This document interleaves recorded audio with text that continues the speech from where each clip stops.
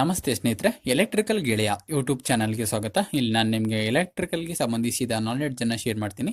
ಸ್ನೇಹಿತರೆ, ಇವತ್ತಿನ ವಿಡಿಯೋದಲ್ಲಿ ಎಲೆಕ್ಟ್ರಿಕಲ್ ಅಲ್ಲಿ ಫ್ರೀಕ್ವೆನ್ಸಿ ಅಂದ್ರೇನು, ಭಾರತದಲ್ಲಿ 50 ಹರ್ಟ್ಸ್ ಫ್ರೀಕ್ವೆನ್ಸಿಯನ್ನೇ ಯಾಕೆ ಬಳಸ್ತಿದ್ದಾರೆ ಅಂತ ತಿಳ್ಕೊಳ್ಳೋಣ. ಅದಕ್ಕಿಂತ ಮುಂಚೆ ನೀವು ನಮ್ಮ ಚಾನೆಲ್ ಅನ್ನು ಇನ್ನೂ ಸಬ್ಸ್ಕ್ರೈಬ್ ಮಾಡ್ಕೊಂಡಿಲ್ಲ ಅಂದ್ರೆ ಸಬ್ಸ್ಕ್ರೈಬ್ ಮಾಡ್ಕೊಳ್ಳಿ ಸ್ನೇಹಿತರೆ. ಇದೇ ರೀತಿ ಎಲೆಕ್ಟ್ರಿಕಲ್ಗೆ ಸಂಬಂಧಿಸಿದ ನಾಲೆಡ್ಜ್ ಅನ್ನು ನಾನು ನಿಮಗೆ ತಿಳಿಸ್ತಾ ಇರ್ತೀನಿ. ಬನ್ನಿ ವಿಡಿಯೋನ ಸ್ಟಾರ್ಟ್ ಮಾಡೋಣ. ಸ್ನೇಹಿತರೆ, ನೀವು ನಿಮ್ಮ ಮೊಬೈಲ್ ಚಾರ್ಜರ್ಗಳಲ್ಲಾಗ್ಬೋದು, ಟಿವಿಯಲ್ಲಾಗ್ಬೋದು, ಫ್ಯಾನ್ ಅಲ್ಲಾಗ್ಬೋದು, AC ಕರೆಂಟ್ ಇಂದ ರನ್ ಆಗೋ ಯಾವುದೇ ಒಂದು ಡಿವೈಸ್ ಅಲ್ಲಾಗ್ಬೋದು, ಆ ಡಿವೈಸ್ ನ ನೇಮ್ ಪ್ಲೇಟ್ ಅನ್ನ ಓದಿದಾಗ ಒಂದು ಅಲ್ಲಿ ಡಿವೈಸ್ ರನ್ ಆಗೋ ವೋಲ್ಟೇಜ್ ಅನ್ನ ಮೆನ್ಷನ್ ಮಾಡಿರ್ತಾರೆ, ಮತ್ತೊಂದು ಈ ರೀತಿ 50 ಹರ್ಟ್ಸ್ ಮತ್ತೆ 60 ಹರ್ಟ್ಸ್ ಅಂತ ಮೆನ್ಷನ್ ಮಾಡಿರ್ತಾರೆ.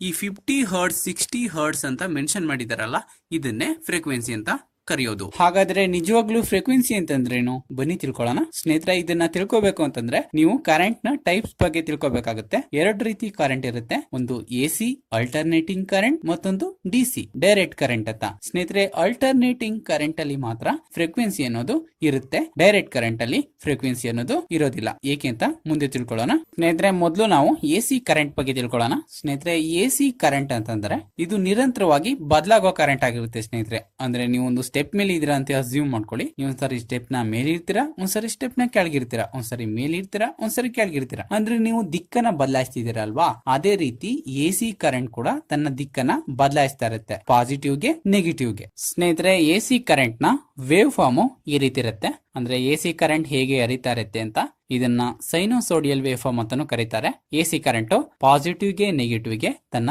ದಿಕ್ಕನ್ನ ಬದಲಾಯಿಸ್ತಾ ಇರುತ್ತೆ. ಸ್ನೇಹಿತರೆ, ಇದು 0 ವೋಲ್ಟೇಜ್ ಲೈನ್ ಆಗಿದೆ.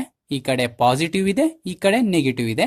AC ಕರೆಂಟ್ ಪಾಸಿಟಿವ್ ಗೆ ನೆಗೆಟಿವ್ ಗೆ ತನ್ನ ದಿಕ್ಕನ್ನ ಬದಲಾಯಿಸ್ತಾ ಇರುತ್ತೆ. ಅದು ಹೇಗೆ ಅಂತಂದ್ರೆ ಸ್ನೇಹಿತರೆ, ವೋಲ್ಟೇಜ್ ಮತ್ತೆ ಕರೆಂಟ್ ನ ವೇವ್ 0 ವೋಲ್ಟ್ ಇಂದ ಪ್ರಾರಂಭ ಆಗಿ ಪಾಸಿಟಿವ್ ನ ಕಡೆ ಇನ್ಕ್ರೀಸ್ ಆಗೋಕೆ ಸ್ಟಾರ್ಟ್ ಆಗುತ್ತೆ. ನಂತರ ಪಾಸಿಟಿವ್ ನ ಪೀಕ್ ಅಥವಾ ಉನ್ನತ ಸ್ಥಾನವನ್ನ ತಲುಪುತ್ತೆ. ಇಲ್ಲಿಂದ ಇಲ್ಲಿವರೆಗೆ ವೋಲ್ಟೇಜ್ ಅನ್ನ ನಾವು ಉದಾಹರಣೆಗೆ ನೋಡೋದಾದ್ರೆ ಒಂದು 230 ಪ್ಲಸ್ ವೋಲ್ಟೇಜ್ ಅಂತ ಅನ್ಕೊಳ್ಳೋಣ. ಮತ್ತೆ ಪಾಸಿಟಿವ್ ನ ಪೀಕ್ ಅನ್ನ ತಲುಪಿದ ನಂತರ ವೋಲ್ಟೇಜ್ ಕಡಿಮೆ ಆಗೋಕೆ ಸ್ಟಾರ್ಟ್ ಆಗುತ್ತೆ, ಮತ್ತೆ 0ಗೆ ಬರುತ್ತೆ. ಮತ್ತೆ 0ವನ್ನ ತಲುಪಿದ ನಂತರ ಇದು ಮೈನಸ್ ನ ಕಡೆ ಇನ್ಕ್ರೀಸ್ ಆಗೋಕೆ ಸ್ಟಾರ್ಟ್ ಆಗುತ್ತೆ, ಮತ್ತೆ ಮೈನಸ್ ನ ಪೀಕ್ ಅಥವಾ ಉನ್ನತ ಸ್ಥಾನವನ್ನ ತಲುಪುತ್ತೆ. ಇಲ್ಲಿಂದ ಇಲ್ಲಿವರೆಗೆ ವೋಲ್ಟೇಜ್ ಅನ್ನ ಉದಾಹರಣೆಗೆ ನೋಡೋದಾದ್ರೆ ಒಂದು 230 ಮೈನಸ್ ವೋಲ್ಟೇಜ್ ಅಂತ ಅನ್ಕೊಳ್ಳೋಣ. ಮತ್ತೆ ಮೈನಸ್ ನ ಪೀಕ್ ಅನ್ನ ತಲುಪಿದ ನಂತರ ಮತ್ತೆ ವೋಲ್ಟೇಜ್ ಕಡಿಮೆ ಆಗೋಕೆ ಸ್ಟಾರ್ಟ್ ಆಗುತ್ತೆ, ಮತ್ತೆ 0ಗೆ ಬರುತ್ತೆ. ಇದೇ ರೀತಿ ಪಾಸಿಟಿವ್ ಗೆ ನೆಗೆಟಿವ್ ಗೆ ಈ ರೀತಿ ಬದಲಾಗ್ತಾನೆ ಇರುತ್ತೆ. ಸ್ನೇಹಿತರೆ, ಇಲ್ಲಿ ಒಂದ್ಸರಿ ಪಾಸಿಟಿವ್ ಗೆ ಒಂದ್ಸರಿ ನೆಗೆಟಿವ್ ಗೆ ಫ್ಲೋ ಆಯ್ತಲ್ಲ, ಇದನ್ನ 1 ಸೈಕಲ್ ಅಥವಾ 1 ಹರ್ಟ್ಸ್ ಅಂತ ಕರೆಯಲಾಗುತ್ತೆ. ಇದೇ ರೀತಿ 1 ಸೆಕೆಂಡ್ ನಲ್ಲಿ ಪಾಸಿಟಿವ್ ಗೆ ನೆಗೆಟಿವ್ ಗೆ 50 ಸೈಕಲ್ ಗಳಾದ್ರೆ ಅದನ್ನ 50 ಹರ್ಟ್ಸ್ ಅಂತ ಕರೆಯಲಾಗುತ್ತೆ. ಇದೇ ರೀತಿ 1 ಸೆಕೆಂಡ್ ನಲ್ಲಿ ಪಾಸಿಟಿವ್ ಗೆ ನೆಗೆಟಿವ್ ಗೆ 60 ಸೈಕಲ್ ಗಳಾದ್ರೆ ಅದನ್ನ 60 ಹರ್ಟ್ಸ್ ಅಂತ ಕರೆಯಲಾಗುತ್ತೆ.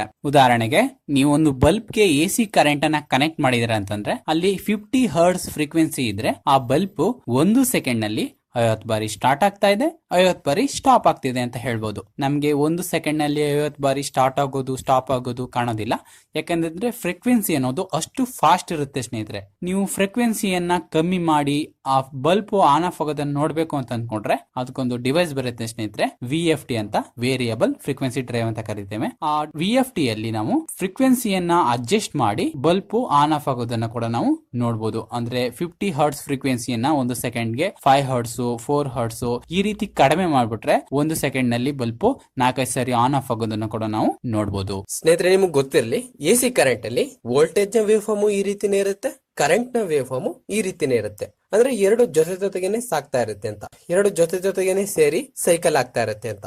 ಇಲ್ಲಿ ವೋಲ್ಟೇಜ್ ನ ವೇವ್ ಫಾರ್ಮ್ ಸ್ವಲ್ಪ ಹಿಂದೆ ಉಳ್ಕೊಳ್ತು, ಕರೆಂಟ್ ನ ವೇವ್ ಫಾರ್ಮ್ ಸ್ವಲ್ಪ ಮುಂದೆ ಹೋಯ್ತು ಅನ್ಕೊಳ್ಳೋಣ. ಹಾಗಾದ್ರೆ ಇವೆರಡರ ಮಧ್ಯೆ ಸ್ವಲ್ಪ ಡಿಫ್ರೆನ್ಸ್ ಬರುತ್ತೆ ಅಲ್ವಾ.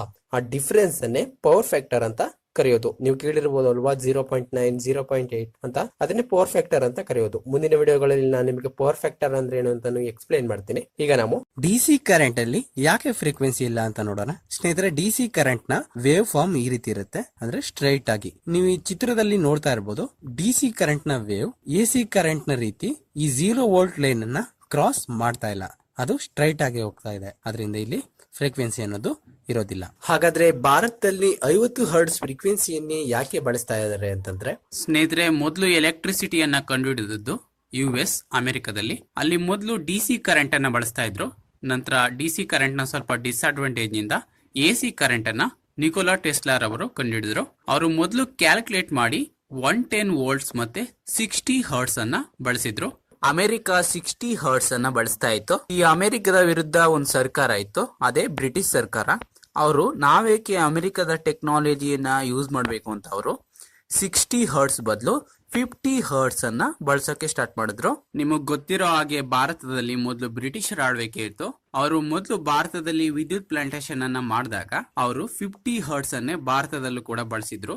ಮತ್ತೆ 50 ಹರ್ಟ್ಸ್ ಇಂದ ರನ್ ಆಗೋ ಡಿವೈಸ್ ಗಳನ್ನೇ ಹೆಚ್ಚಾಗಿ ಭಾರತದಲ್ಲಿ ಬಳಕೆಗೆ ತಗೊಂಡ್ ಬಂದ್ರು. ಅದರಿಂದ ಇಂದಿಗೂ ಕೂಡ ಭಾರತ 50 ಹರ್ಟ್ಸ್ ಅನ್ನೇ ಬಳಸ್ತಾ ಇದೆ.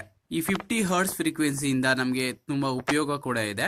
ಯಾಕೆಂದ್ರೆ ನಮ್ಮ ಎಲೆಕ್ಟ್ರಿಸಿಟಿಯಲ್ಲಿ ಲಾಸಸ್ ಅಂತ ಬರುತ್ತೆ, ಆ ಲಾಸಸ್ ಕಡಿಮೆ ಆಗೋಕೆ ಈ 50 ಹರ್ಟ್ಸ್ ಫ್ರೀಕ್ವೆನ್ಸಿನೇ ಬೆಸ್ಟ್ ಅಂತ ಹೇಳ್ಬೋದು. ಹಾಗಾದ್ರೆ ಫ್ರೀಕ್ವೆನ್ಸಿಯಲ್ಲಿ ಈ ಹರ್ಟ್ಸ್ ಅಂತಂದ್ರೇನು ಅಂತ ನಿಮ್ಗೆ ಪ್ರಶ್ನೆ ಬರ್ಬೋದು. ಸ್ನೇಹಿತರೆ, ಹರ್ಟ್ಸ್ ಅಂತಂದ್ರೆ ಫ್ರೀಕ್ವೆನ್ಸಿಯನ್ನ ಅಳಿಯೋ SI ಯೂನಿಟ್ ಆಗಿರುತ್ತೆ ಸ್ನೇಹಿತರೆ. ಅಂದ್ರೆ ನಾವು ಡಿಸ್ಟೆನ್ಸ್ ಅನ್ನ ಮೀಟರ್ ಅಲ್ಲಿ ಅಳಿತೇವಲ್ಲ, ಅದೇ ರೀತಿ ಫ್ರೀಕ್ವೆನ್ಸಿಯನ್ನ ಹರ್ಟ್ಸ್ ಅಲ್ಲಿ ಅಳಿತೇವೆ.